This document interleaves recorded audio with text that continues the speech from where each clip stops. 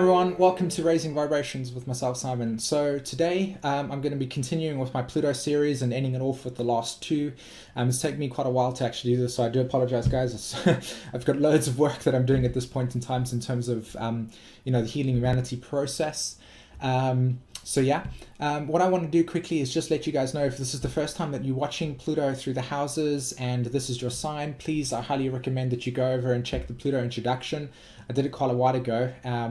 So, go check that out first before you watch your actual sign itself. And hopefully, well, not hopefully, it's intended for you to actually have a little bit better understanding of Pluto. I give you the core sort of bottom lines of how it's operating so that you can actually match it in with your actual sign itself, or at least the placement, okay? All right, so Pluto in the 11th house. What we are looking at here is a soul in which souls which are coming through in this lifetime that have experienced, in one way, shape or another, complete and utter conformity, okay? And what is happening over here is that you are learning to break free of all the conditioning that you have previously been subjected to, you have previously been living with, you have previously been defining yourself as, okay?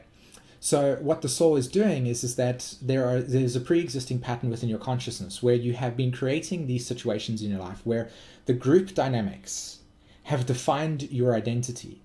And so as you are learning to throw off all the conditioning that has been crystallized within the consciousness relative to Saturn, okay, you are throwing off that process. And the way that you're going about that is by understanding your own individuality through group dynamics, okay? So what would naturally happen is that you would sacrifice your own personal interests, your own personal expression, your own personal point of view, because it it works against the group, okay? And because there is a need to fit in, you sacrifice your own identity relative to what the group defines it to be. So there are kind of a lot of dynamics that happen with the 11th house, but the bottom line that I want to create here is that your individuality and your sense of who you are is developing through this transit, through this lifetime. So by having Pluto in the 11th house, like I explained, you're throwing off all the crystallization. You are learning to decondition yourself relative to what you have been conditioned to. And this can be a myriad of things. So the one example that I'm using now is the groups, okay? So a soul will come in and there will be a certain kind of behavior pattern within a group. They might like to eat Chinese food. Okay, a stupid example, but it is the case. So you eat Chinese food, for instance, but yet at some point you start to recognize that this is not something that you really enjoy. Yet you'll still continue to eat it because all your friends eat it. Okay, and there's an aspect to this where if you had to, in a sense, eat if you had, in a sense, to say, hey guys, I don't want to actually eat this food anymore, there is a sense of being rejected. And this rejection is a very painful truth or painful within yourself, because it's a natural process to Aquarius. To objectify and to detach from something means that you need to be observed as unique and different. But because you're unique and different, it causes people to not understand your behavior patterns, and so therefore you are considered to be weird or different or non-conformative.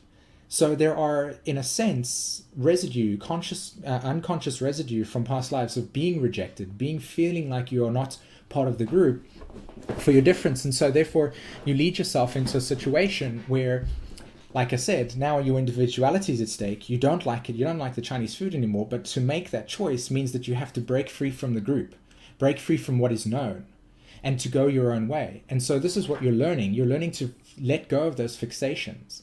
And that can be very difficult sometimes, because it literally means that every single time something of yourself is not in line with the group, you can't sacrifice yourself. You cannot say, okay, right guys, I'm not really in tune with this vibration, I need to move along. I need to go and find out who I am.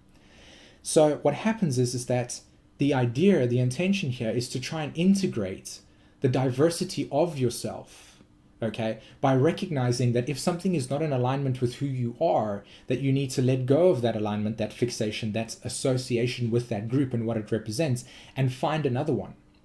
Why would you need to do this? Because the idea again here with Pluto in the 11th is to break free from all conditioning, to throw off everything. So there is a massive need to let go of something that is no longer identifying as yourself, and to find out who you truly are. So you're starting a new cycle in the sense of, who am I? but you need to clean the canvas first. So very simply put, again, this is how group dynamics work. You're really, really good at understanding the nature of group dynamics, how this functions, how is this working here, how is that working there.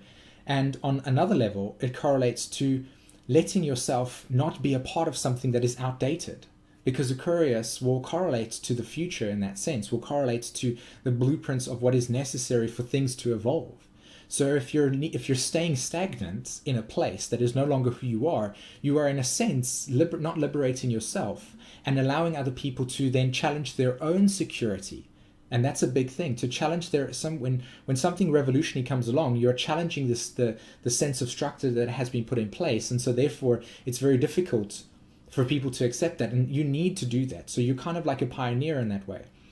So needing to recognize who you are, and when you recognize that self, act upon that so that you can help other people break the mold that they have had within their own lives through your uniqueness, through your revolutionary behavior, and to be the rebel and to accept that. And through that process, letting go of groups that no longer work for you, letting go of situations that are no longer defining you as who you are, and so that you can seek other groups. It sometimes means you are the loner, and that's so great because you are your own group. It also means that you need to acknowledge and understand that part of the experience of understanding your own identity is then integrating that into the world so that you can express it, and then you define a whole new experience or a new group yourself. So your polarity point, your integration point, is recognizing your creative self-actualization, who you are, and allowing that to be expressed, and not allow everybody to define things the way that they need it to be, but for you to define things your way.